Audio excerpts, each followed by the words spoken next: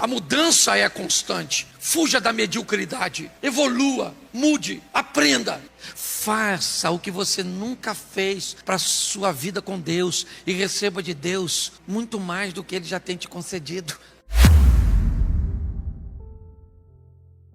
A minha proposta hoje é mostrar a você um ambiente de crescimento do próprio Jesus. Um ambiente de transformação, de mudanças que Jesus vivenciou. E entender isso para aplicarmos na nossa vida. Capítulo 13, verso 55 de Mateus. Não é este o filho do carpinteiro? Não se chama sua mãe Maria e seus irmãos Tiago e José e Simão e Judas? O texto em que lemos relata as pessoas de Nazaré olhando para Jesus. E elas estão confusas, porque Jesus já não é mais o mesmo. Elas estão olhando e não estão reconhecendo essa nova pessoa que Jesus apresenta ser. É por isso que ao olhar Jesus agora, confusas, elas começam a conversar entre si. Gente, não é esse aí que está falando o filho do carpinteiro? Não é ele o filho da Maria? Ele não é o irmão do Tiago, do José, do Simão e do Judas? Parece ele, mas ele está diferente. Ele está transformado. Houve nele uma mudança. Quando nós vemos esse texto, a pergunta é: o que aconteceu com Jesus? Por que é que ele está desse jeito? Por que é que as pessoas estão confusas ao vê-lo? É o mesmo Jesus. Então vamos ver o porquê Jesus mudou e tentarmos entender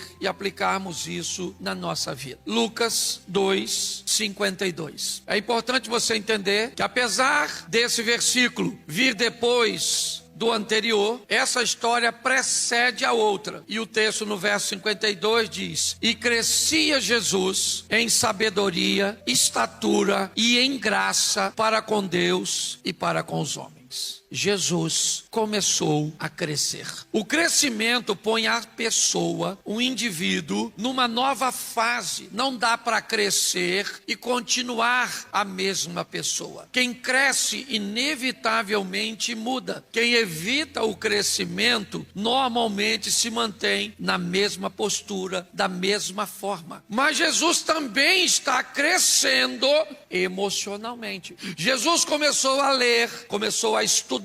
Jesus começou a conversar e receber informações. E por causa dessas informações, Jesus começa a ter sabedoria. Uma pessoa que se torna sábia, ela deixa de ser tola. Isso é óbvio. Um indivíduo que é sábio, ele pensa 2, 3, 10 vezes antes de entrar numa confusão, de entrar em determinadas pautas e determinados assuntos. Mas todo mundo está acostumado com o crescimento de estatura. Mas o crescimento emocional, a sabedoria, não é para todo mundo. E por causa dela, Jesus crescia em graça. E o que era graça? Era a aceitação das pessoas. Você ter perto da sua casa alguém numa idade de maturidade e sábio é um grande tesouro. Ele é quase um oráculo. Alguém que pode ser consultado, é alguém que pode lhe oferecer informações preciosas. São pessoas equilibradas. Então, Jesus está mudando porque está crescendo. Se você não quer crescer, eu vou te dar uma notícia. Provavelmente, você não tem mudança. Não existe transformação para você, porque a base da transformação é o crescimento. Transformação positiva. Então Jesus cresceu, se tornou sábio, as pessoas gostavam dele, mas em Nazaré ele era uma pessoa comum. Então as pessoas tinham dificuldade de lidar com o crescimento de Jesus e não o crescimento físico. Os amigos dele também cresceram em estatura. Os vizinhos dele também cresceram em estatura. Mas Jesus cresceu em sabedoria e cresceu em popularidade, em graça. Ele se tornou uma pessoa desejada, certo? Uma pessoa querida. E qual é o problema disso? O problema disso é a próxima fase dessa situação.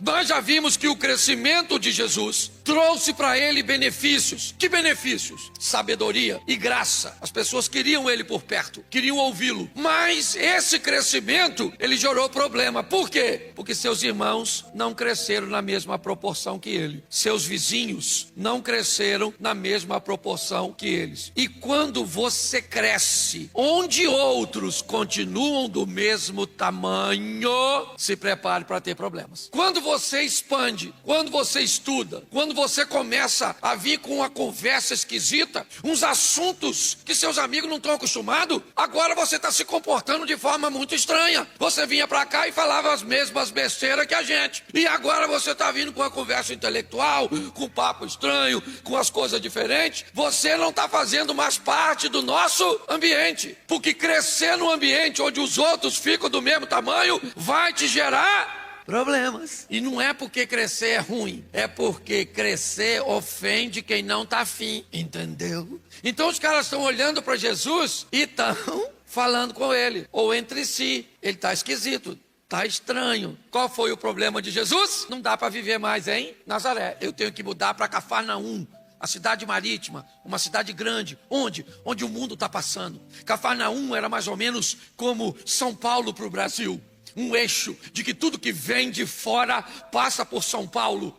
E São Paulo, então, distribui para as outras capitais. Lá era Cafarnaum. Jesus começou a crescer. E quando ele cresce e não quer parar de crescer, quando ele muda e não quer parar de mudar, quando ele evolui e não quer parar de evoluir, o lugar fica pequeno. Por isso, muitas vezes, você não aguenta mais viver naquela igreja.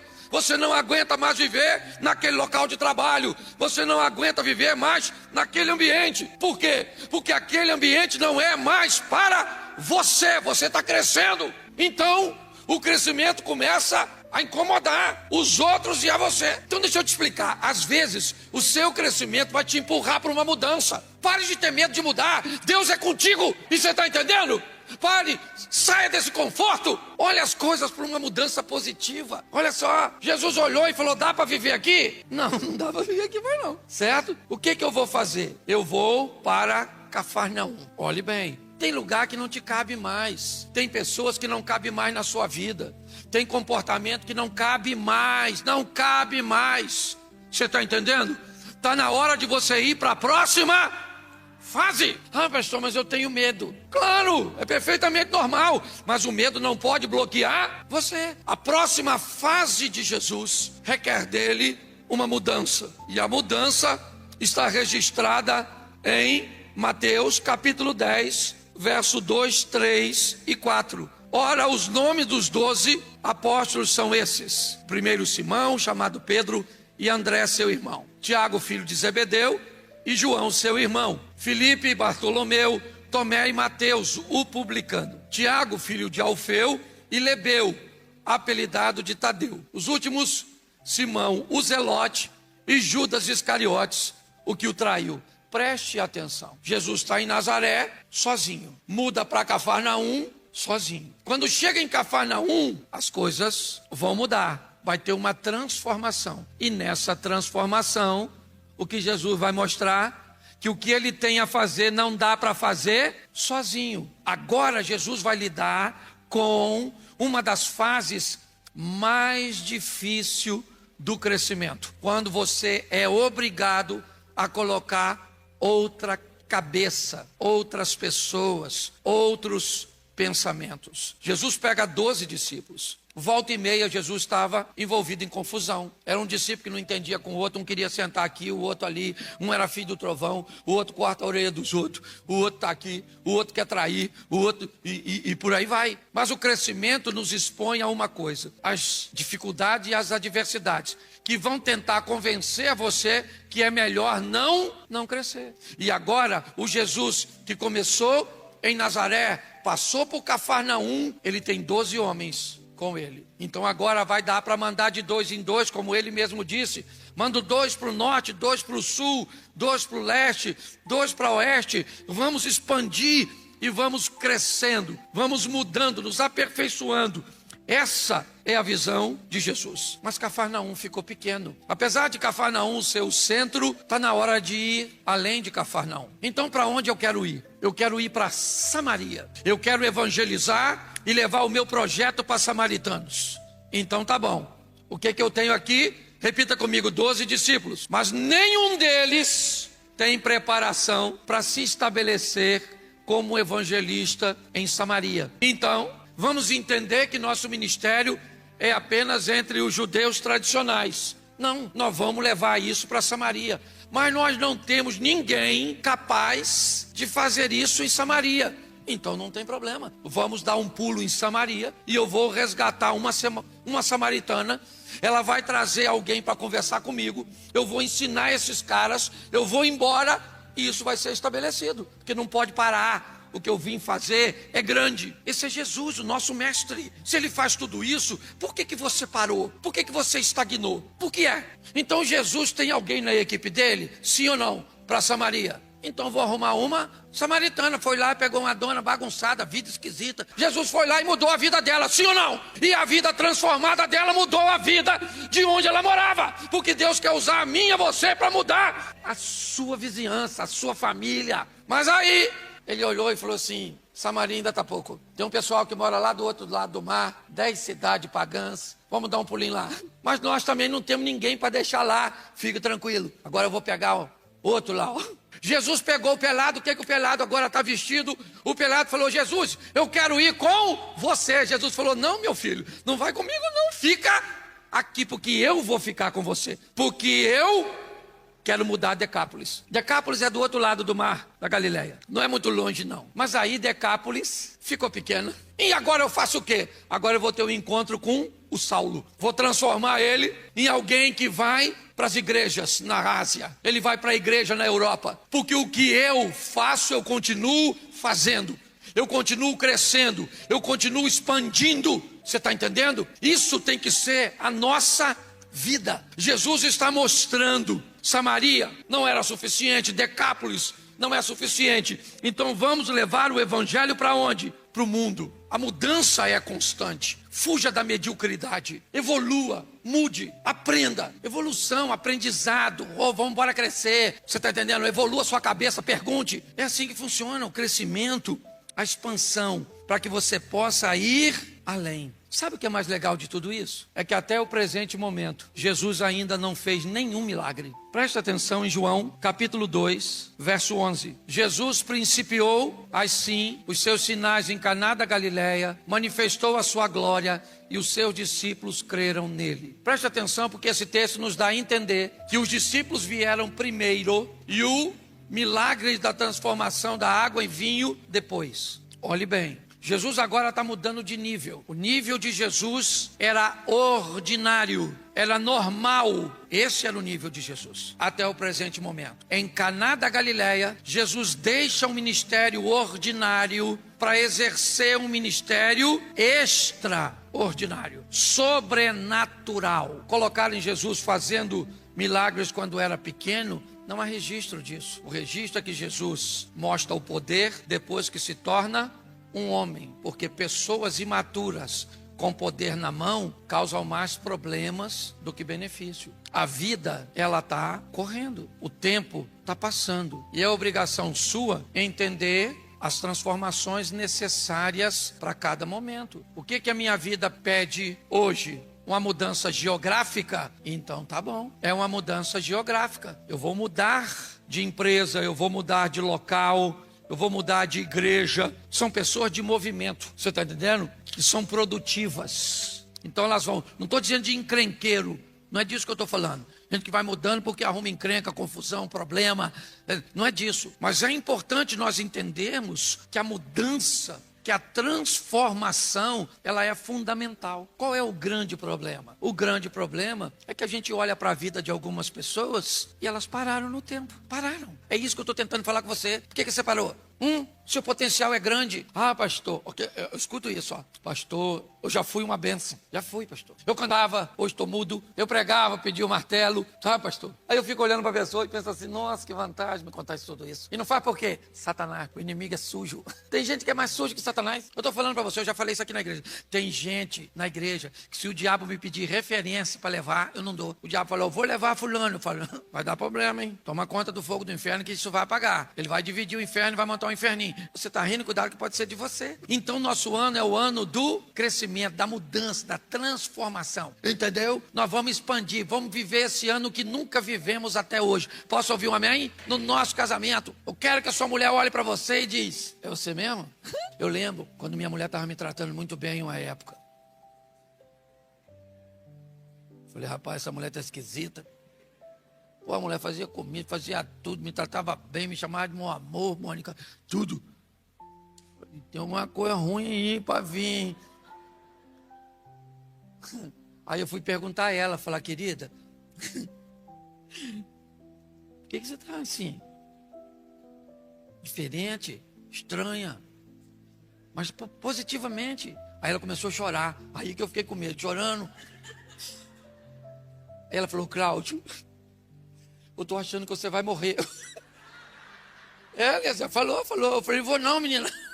Não vou não, em nome de Jesus. Quase que eu fiz assim, mas no fim não. Aí eu falei para ela assim, por que é que você está achando que eu vou?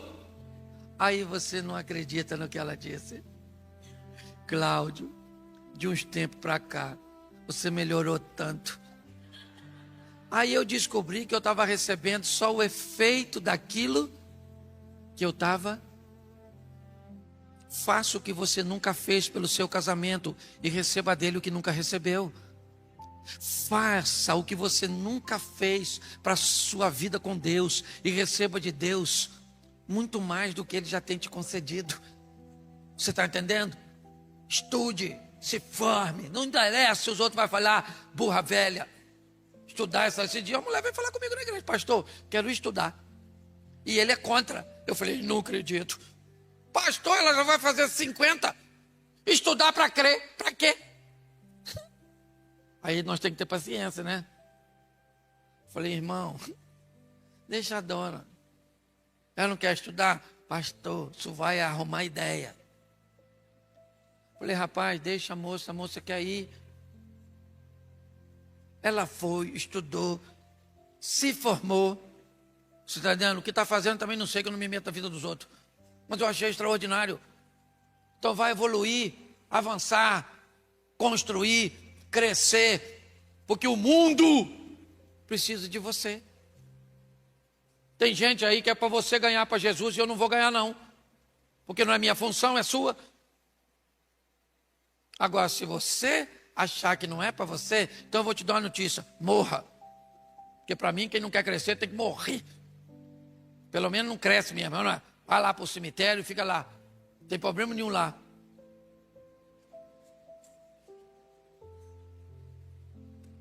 Pergunta quem está do seu lado, eu sei que isso é chato pra caramba. Mas pergunta se você parou de crescer?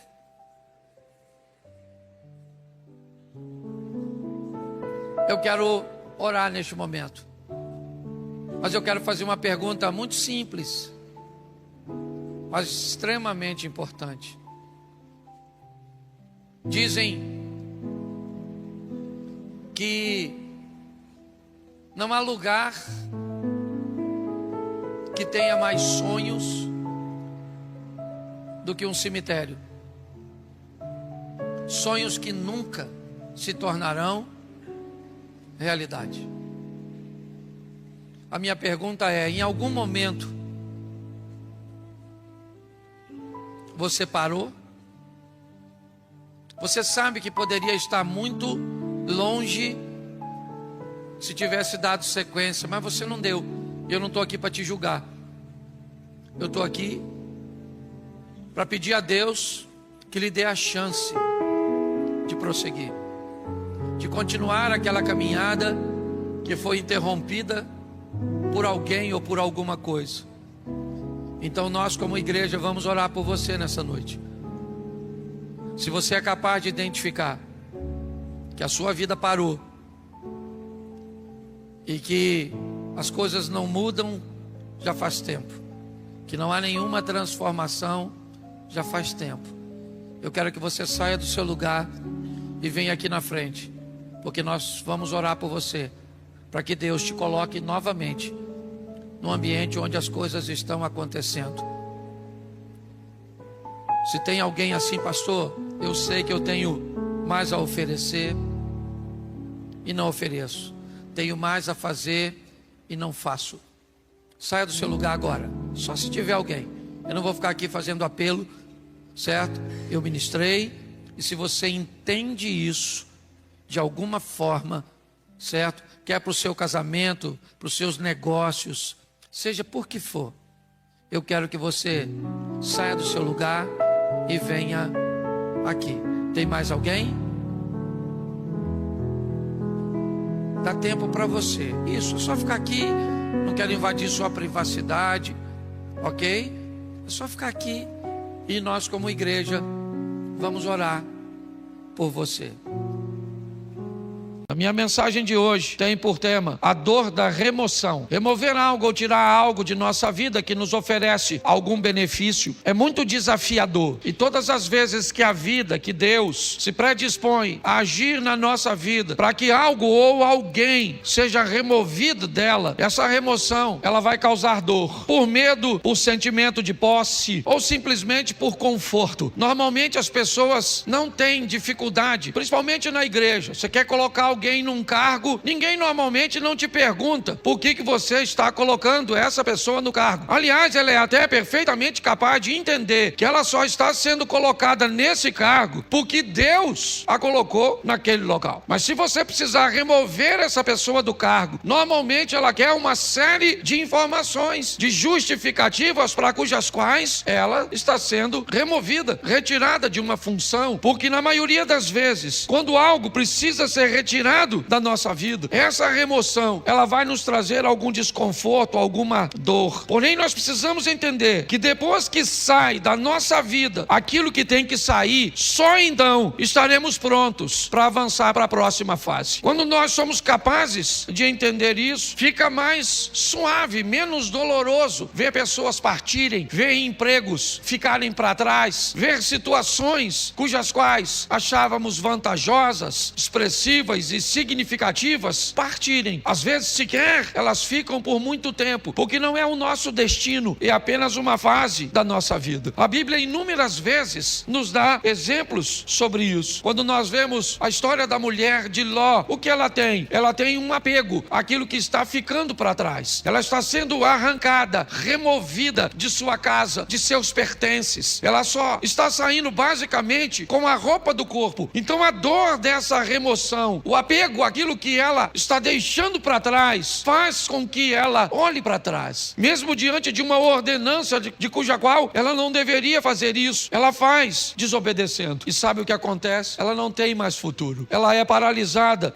por aquilo. Aquela é uma situação que a paralisa. Mas pastor, muitas vezes nós precisamos retornar, precisamos dar uma olhada sim, mas não precisa ser num looping onde você retorna onde estava. O movimento pode parecer o mesmo, nós podemos fazer isso numa espiral, onde você volta ao mesmo lugar que estava antes, somente não é na mesma altura. Volta, mas você sabe, quando um avião pequeno, ele precisa decolar num ambiente montanhoso, você sabe o motivo pelo qual o avião do grupo Mamonas Assassinas colidiu com a Serra da Cantareira? Porque ele não tinha força suficiente para decolar como um jato. Não havia nele potência o suficiente para alcançar uma altura. O piloto deveria ter decolado utilizando um sistema de espiral. Decolaria mais baixo, então retornaria e ganharia altura para que conseguisse transpor aquele obstáculo, aquela serra. Quando a vida vai tirar algumas coisas de nós, e ela precisa tirar, e é isso que eu vou te mostrar em 3 exemplos, nós precisamos estar preparados para lidar com essa dor da perda, da separação, com a remoção de algo ou de alguém que precisa ser retirado da nossa vida, porque senão nós não vamos transicionar de fase fase? Há quanto tempo você não muda de fase na sua vida? Há quanto tempo coisas ruins não acontecem? Mas também não acontecem coisas boas. Quando você vive num dinamismo, é lógico que nem sempre coisas boas vão acontecer. A dinâmica da vida traz consigo coisas ruins, mas coisas boas também acontecem. E nós vamos vivendo e crescendo, evoluindo. Mas se nós não soubermos lidar com essa situação, nós vamos ter problemas. O primeiro texto que eu quero usar é um exemplo disso num milagre. Segundo livro dos Reis, capítulo 4, verso de número 4. Segundo livro dos Reis, capítulo 4, verso 4. Depois entra em casa, fecha a porta atrás de você e dos seus filhos, e derrame o azeite em todas aquelas vasilhas, e ponha à parte as que forem ficando cheias. Preste atenção na exposição desse milagre, no que a Bíblia está narrando. O milagre está acontecendo, mas todas as vezes que uma botija de azeite se enche, o que esta mulher tem que fazer é retirar essa botija, colocar uma outra no lugar e colocar essa botija para trás. Então, enquanto essa está enchendo, assim que essa enche, ela remove essa e coloca essa para que se encha. Me parece que a visão é basicamente a mesma. Aconteceu, tá tudo certo. E agora, o que eu faço? O que aconteceu agora é passado. Eu tenho que voltar para o ambiente onde as coisas acontecem e não utilizar o verbo no passado. Eu tenho que entender isso. Nós não podemos ficar vivendo a mesma estação o tempo inteiro. Então aconteceu, tá bom, foi bom ou foi ruim? Passou, eu tenho que estar pronto para a próxima fase. Quando não lidamos muito bem com isso, nós podemos ter sérios problemas. E o primeiro é o pai da fé, Abraão. Presta atenção nesse texto aqui, coloca Gênesis 13, verso 14. Gênesis 13, 14, o Senhor diz a Abrão, depois que Ló separou dele, ou se separou dele. Tera tem 3 filhos, Abraão, Naor e Harã. Harã se casou e teve um filho chamado Ló, e logo em seguida Harã acabou morrendo. Tera deixa Naor em Ur e sai com Abrão, com Ló, com Sarai, a esposa de Abraão, em direção a Canaã. Mas eles fazem uma parada em Harã e permanecem ali um tempo. Ali, o pai de Abraão, Tera, acaba morrendo. O que Abraão tem agora é apenas seu sobrinho Ló. É apenas o sobrinho. Ele não está mais em Ur, não. O texto é claro. Todos os restantes,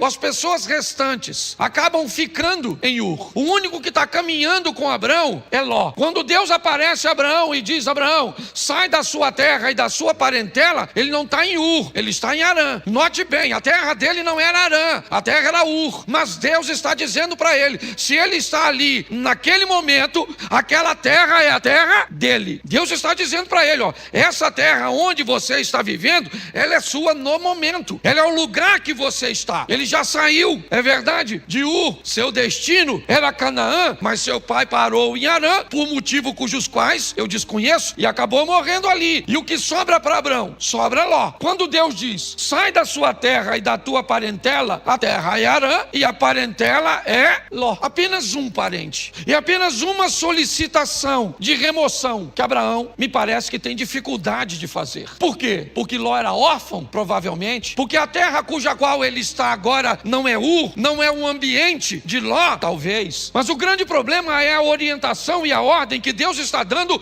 a Abraão. Deixa, está na hora de Ló sair de sua vida, porque só tinha ele, então não tinha outro. Note que é apenas uma coisa e apenas uma pessoa, mas olha o estrago, o atraso, o prejuízo que desobedecer uma orientação do Altíssimo pode trazer para a trajetória de uma vida. Por que Abraão provavelmente tem medo, insegurança de deixar Ló para trás? Porque se ele deixa Ló, o argumento dele vai se solidificar em Eliezer, o Damasceno. Já que ele não pode ter filho, pelo menos que ele deixe sua herança para um sobrinho que ele o adotou, pelo menos é alguém de seu sangue. Me parece que Abraão está preso nisso. Na hora de remover Ló é muito doloroso. Por quê? Porque ele é a minha segurança no que diz respeito ao futuro. Se não for ele, como é que vai ser? Pois é, às vezes quando Deus quer remover algumas coisas cujas quais somos apegados demais, sem ela não veríamos uma saída. O que eu vou fazer? Como é que vai ser? É a única coisa que eu tenho, é a única corda que eu tenho para me segurar. E Abraão leva Ló com ele. Ele não consegue se apartar de Ló. E eu confesso a vocês que fora a sensação de ver seu sobrinho enriquecer, Ló não traz mais nenhuma alegria para a vida e ministério de Abraão. Nenhuma. Se você for olhar a história, é só problema, é só dificuldade, é só adversidade. Até que chega um momento que Deus diz: Abraão, não tem mais como. E aí entra o verso, coloca o verso 13, por favor. Ora, os homens de Sodoma eram maus e grandes pecadores contra o verso 14. Disse o Senhor a Abraão, depois que Ló se separou: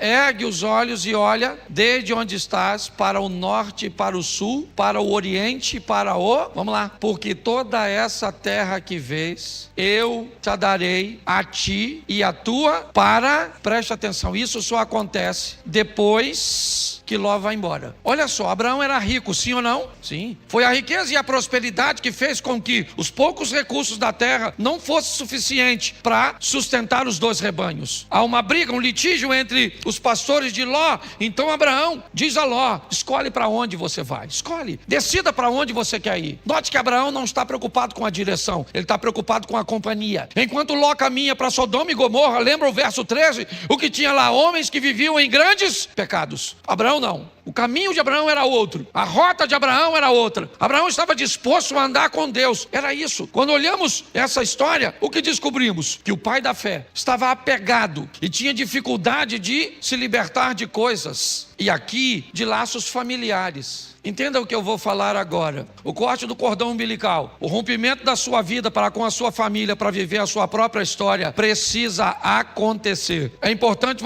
que você entenda isso. Existe uma nova fase para você, e você precisa estar pronto a retirar ou a permitir que isso aconteça. Se dependesse de Abraão, ele não tiraria, mas a prosperidade dos dois foram tanta que a terra está dizendo para eles: vocês não têm como viver juntos. Então ele diz: então você vai embora. E o texto diz que assim que Ló sai da vida de Abraão, Deus disse: agora levanta os teus olhos e olha, agora dá uma olhada, agora não há limite. Finalmente eu posso fazer na sua vida tudo aquilo que eu sempre quis fazer, só não conseguia fazer antes porque você ainda estava aprisionado. É importante, eu não sei qual é a prisão ou aquilo que precisa ser removido da sua vida. Eu sei que tem coisas, e principalmente quando o assunto são questões familiares, principalmente, é romper com uma mãe para dar um outro nível para o casamento, é romper com um filho para dar um outro nível para o casamento. Pare e pense. Muitas vezes nós precisamos, não é abandonar, não.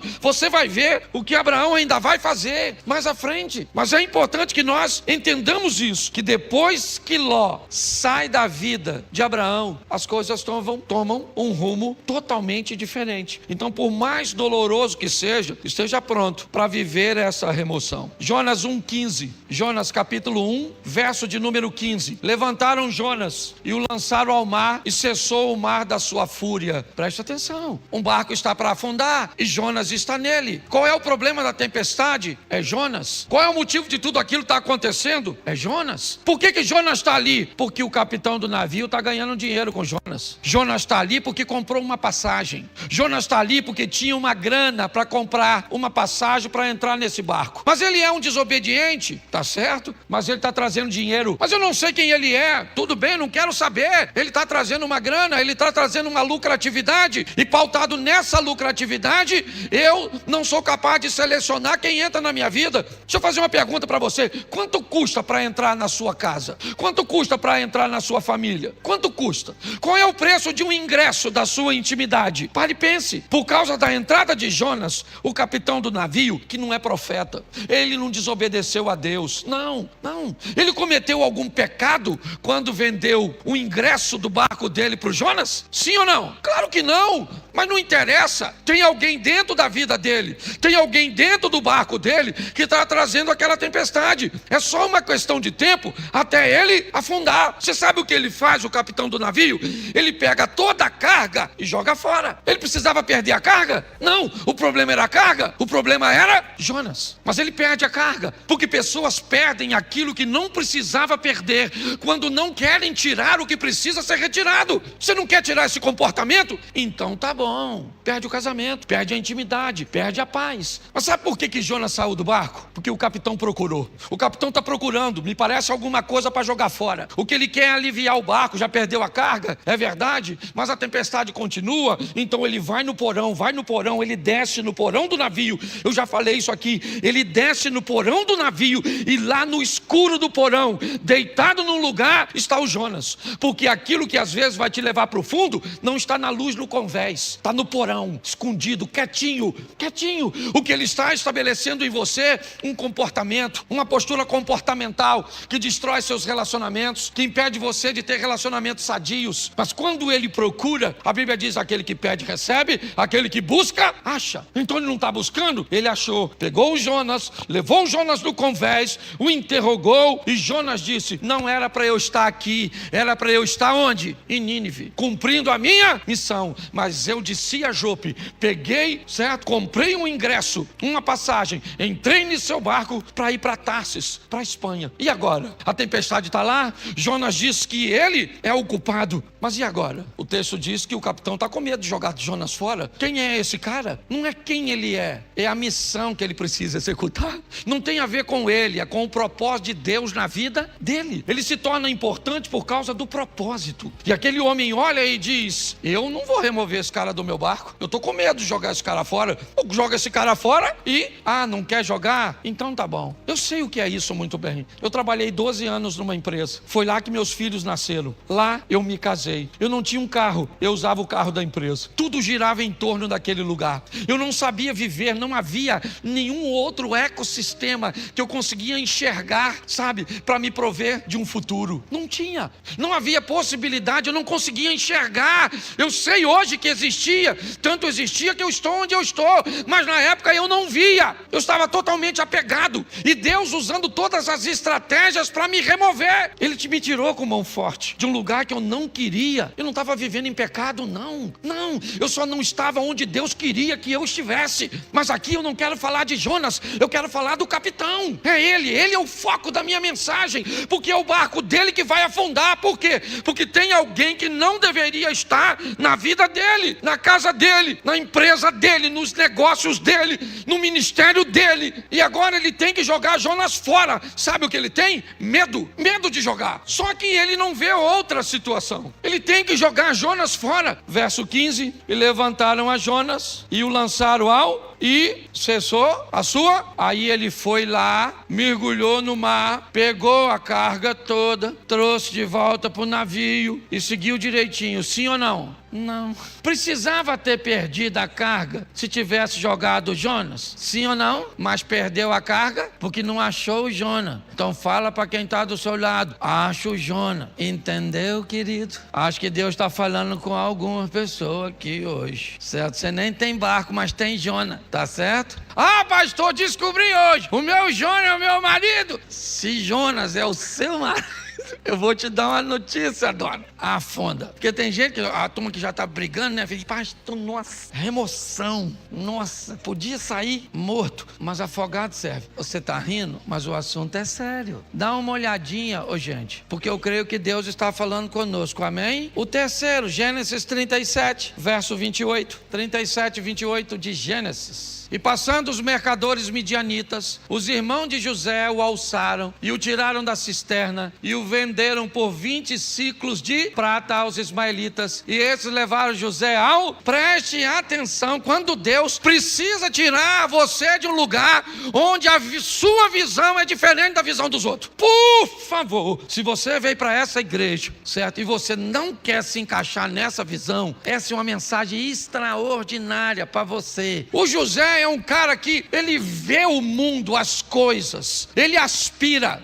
Seu comportamento é diferente de seus irmãos. Não cabe. Eu não estou dizendo que Rubem, Simeão, Levi, Isacar, Zebulun, Gad, Azer, Naftali, certo? Eu não estou dizendo que eles estão errados. Eu estou dizendo que há uma visão diferente. E Deus então vai remover José. Sabe o que ele é? Irmão dos caras. Sabe, ele vai ser vendido como, repita comigo, é melhor ser um escravo na mão de estranhos do que irmão de uma família de invejosos. O dono do escravo, ele quer o quê? O que ele quer com o escravo? Ele quer o quê? Lucrar, sim ou não? Então, pro dono do escravo, quanto mais ele lucrar, melhor. O que o escravo vai fazer lá na frente, se o escravo amanhã se tornou governador do Egito, o cara não quer saber. O que ele quer saber é o quanto ele ganhou quando vendeu o escravo. Mas um ambiente de invejoso, ele está preocupado com o que você pode se tornar no futuro. É isso que vai incomodá-lo. Então o propósito, enquanto o dono do escravo não se preocupa com o escravo amanhã, desde que tenha ganho com ele, o invejoso não. Ele se preocupa totalmente com o amanhã, com aquilo que você pode se tornar. Porque na verdade, na maioria das vezes, todo mundo quer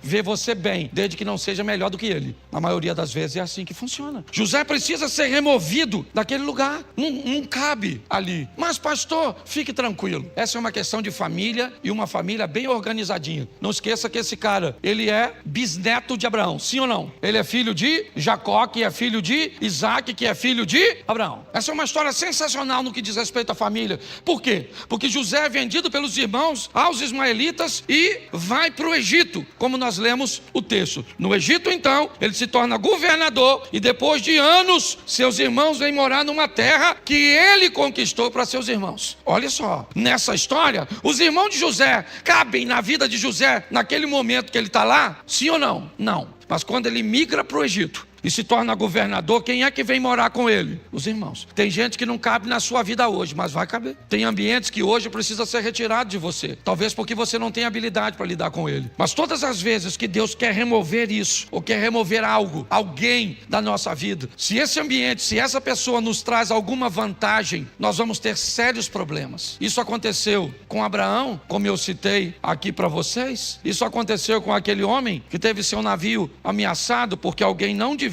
estar lá, e mesmo na hora de remover foi desafiador. E para José também foi difícil ver seus irmãos ficarem para trás e ele ser vendido. Hoje, o que eu entendo aqui para todos nós é que algumas coisas precisam ser retiradas, removidas. Essa palavra veio a mim quando eu ouvi aquela ministração na Slavec, onde aquela ideia de graça que me trouxe até aqui foi ampliada, não diminuída, ampliada. É uma nova fase. É importante que nós venhamos a respeitar o tempo da mudança. É um grande desafio para nós. Eu não sei se você sabe, mas a história de Abraão começa com 75 anos de idade. Isaac nasce, Abraão tem 100 anos. Foram 25 anos depois. Ele teve que vivenciar tudo aquilo. Talvez por isso ele seja chamado o pai da fé. Hoje, muitas vezes, Deus tenta remover coisas tão pequenas. Eu vou falar aqui algo, né? Não vou expor a intimidade de ninguém, mas não vou citar seu nome de forma nenhuma aqui. Eu estava atendendo agorinha mesmo um casal que corre o risco de se divorciar porque a mulher tem dificuldade de remover o celular, de remover o vocabulário. E se não fizer isso, o casamento acaba. Mas ela tem dificuldade de remover, porque todas as vezes que algo precisa ser retirado, nós temos muita dificuldade. Tenta fazer uma devocional toda manhã e você vai encontrar com diversos obstáculos que você precisa remover. Tenta levantar de manhã, fazer a sua oração, fazer sua leitura bíblica, fazer um período de meditação. Eu não sei de quanto tempo você pode, mas tenta fazer isso. A probabilidade de você não conseguir é muito grande, porque para colocar essas coisas em prática, você vai ter que remover outras coisas que você já faz e que lhe oferece conforto. Tenta orar toda noite com sua esposa, de mãos dadas. Tenta fazer jejum pelo menos 2 ou 3 vezes na semana. Tenta para ver. Pastor, por que é tão difícil? Porque antes de fazer aquilo, você vai precisar remover outras coisas que já estão estabelecidas, que te oferecem vantagens, que te oferecem conforto. Hoje a minha proposta, é trazer esse entendimento para você. Eu fecho aqui na minha devocional de sexta-feira. Eu vivi uma das maiores experiências, porque hoje não era para eu estar aqui. Hoje era para eu estar envolvido num escândalo e preso, com meu nome passando na mídia. Mas por causa da minha devocional, e eu tenho certeza, uma oração tão simples que eu fiz naquela manhã, me deu condições de chegar no lugar 20 minutos antes e resolver um problema que ia acabar com a minha vida. Você sabe quantos minutos eu orei naquela sexta-feira? Talvez de 5 a 7. Sabe aquela oração que você levanta e entrega o dia?